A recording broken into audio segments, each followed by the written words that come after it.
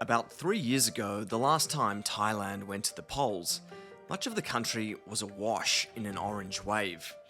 A progressive movement led by a rookie politician stunned the nation. It defied the opinion polls and won the popular vote.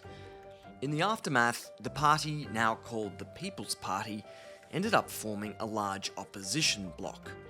It ran on a platform of democratic reform, a reshaping of institutions, and a fresh approach to managing Thailand's notoriously creaking political system. Real change has become a familiar promise in Thai politics, but for many voters, a frustratingly elusive one. Democratic reform movement in Thailand has been an enthusiastic force in recent years, driven mostly by young people wanting something different. Its energy came from the streets. Yet despite protests and the rise of a popular form of progressive politics, on the face of it, not that much has changed going into yet another election. So where has all of that momentum gone? A few years ago, students were holding demonstrations. Lapon Pat Wang Pai Sit was helping to organise them, but no longer. คนที่เขาจะสนใจการเมืองนะเขาก็สนใจการเมืองนึกออกปะแบบมันอาจจะไม่ได้แบบหายไป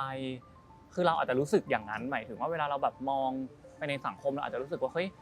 มันดูน้อยลงคนพูดถึงเรื่องนี้น้อยลงในแบบในกลุ่มคนรุ่นใหม่พาร์ทในชีวิตเขาอ่ะมันอาจจะมีซับซ้อนกว่านั้นคือมันไม่เหมือนในช่วงที่แบบว่าโควิดอ่ะมันเป็นช่วงที่มันไม่มีพาร์ทอื่นในชีวิตแล้วเพราะฉะนั้นเราจะเห็นพาร์ทที่เขามีส่วนร่วมทางการเมืองค่อนข้างชัดแต่ว่าพอมันมาอยู่ในช่วงปกติอ่ะต้องไปเรียนแล้วในโรงเรียนปกติในแบบสถานศึกษาปกติหรือแบบมันมีแบบแอคทิวิตี้มันมีฮ็อบบี้มันมีอะไรมากมายให้เขาทำอ่ะเมื่อมันมองไปอ่ะมันอาจจะไม่เห็นภาพการมีส่วนร่วมทางการเมืองที่ชัดเท่าเมื่อก่อนแต่ว่ามันไม่ได้แปลว่าเขาไม่มีนะเราทำงานพวกนี้มันไม่ได้ราบรื่นไปซะทุกอย่างมันไม่ได้มีคนเห็นด้วยกับเราเสมออะไรอย่างเงี้ยมันก็มีอุปสรรคเยอะกว่าการทำงานทั่วๆไปมากมีข้อจำกัดเยอะเราก็มีเงื่อนไขมีกรอบเวลามีอะไรที่มันแบบจัดการยากหลายๆกลุ่มก็รู้สึกเหมือนกันไอ้เหนื่อยท้อจากการแบบทำงานต้องแบบทำอีกแล้วอย่างเงี้ยมันรู้สึกหมดแต่ถ้าแบบในระดับคนธรรมดานะความเหนื่อยความท้อเนี่ยมันไม่ได้เกิดจากการต้องทำงานไงแต่เรารู้สึกว่ามันอาจจะเกิดขึ้นได้จากการที่รู้สึกว่ามันก็เหมือนเดิมอ่ะทุกอย่างมันก็เหมือนเดิมอะไรอย่างเงี้ยซึ่งเข้าใจได้ในความรู้สึกของคนทั่วๆไป I sat down with a group of first-time voters to gauge their mood ahead of the election. ตอนนี้แบบ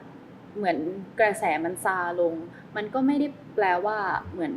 จิตวิญญาณที่มันอยู่ข้างในมันจะมอดดับอะค่ะมันก็แค่เหมือนรอเวลาที่แบบมันจะปะทุขึ้นมาอีกถ้าเกิดเหตุการณ์อะไรที่ประชาชนเห็นว่าไม่สมควรอยากให้รักษาสัญญาแล้วก็อยากให้การเมืองการเลือกตั้งครั้งนี้ไม่ทำให้ศรัทธาของคนมันหายไปมากกว่านี้เลยใช่ The People's Party remains an attractive choice for the next generation, they say, but they see a clear difference in the party's approach this time. เหตุที่มันอาจจะรู้สึกว่าซาลงหรือว่าหลายๆคนอาจจะเบนเข็มไปเลือกพรรคอื่นหรือไม่เห็นด้วยน้อยลงเนี่ยก็อาจจะมาจากที่บอกว่าพรรคเนี่ยมีลักษณะการทำงานที่เปลี่ยนไปแต่ก็ต้องให้ความเป็นธรรมในหลายๆครั้งว่าพรรคก็ถูกอำนาจรัฐ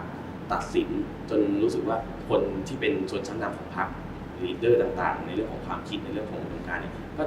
ก็ถูกปัดออกไปจากสนามของการเมืองเหมือนกันมันก็ทำให้ความเข้มข้นของพรรคน้อยลง The party itself concedes that shift.